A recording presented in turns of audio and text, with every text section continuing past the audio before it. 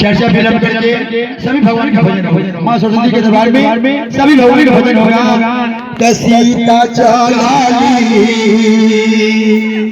अवधवा की ओर की होलिया खेले राम लाला सिया चली अवधवा की ओर होलिया खेले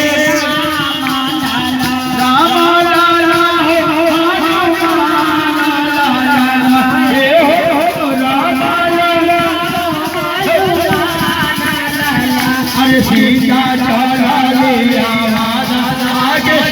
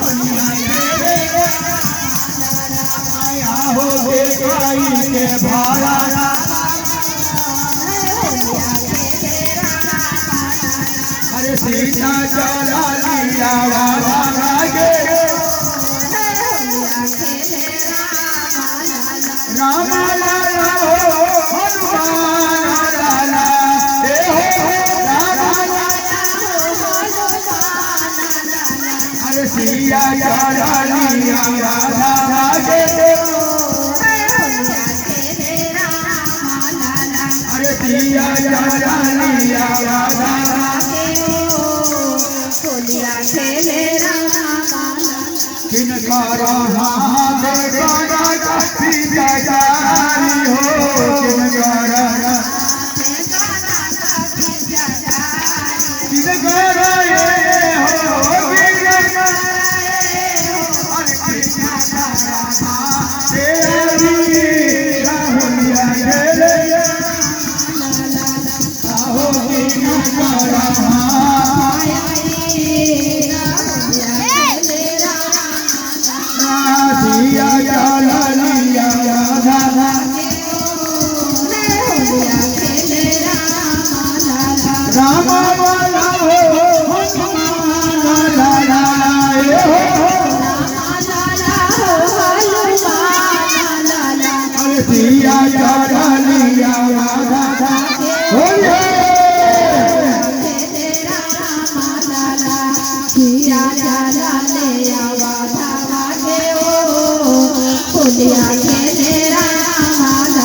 राम जी के हाथ बड़ा पिचकारी हो राम जी के सीता जी के हो सीता जी के हाथ आया भी होलिया के ले आया हो सीता जी के हाथ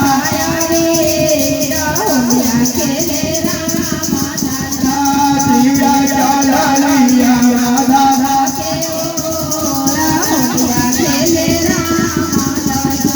सीता चला लिया राधा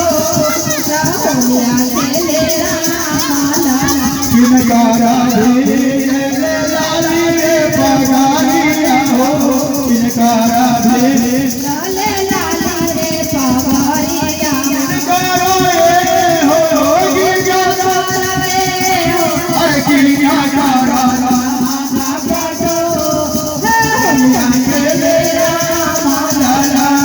आहो किनकारा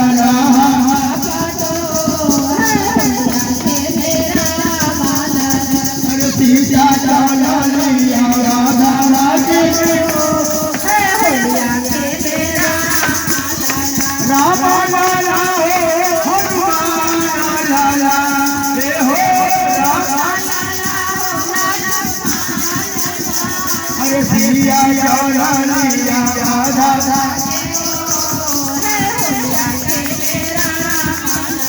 राम जी के भी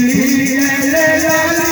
पगारिया हो राम जी के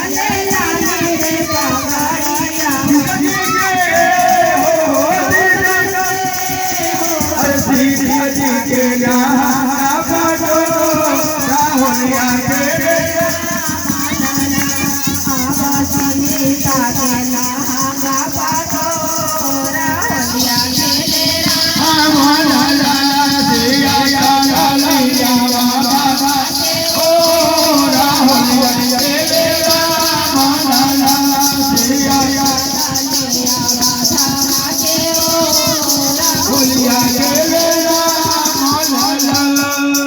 एक बार श्री राम भगवान की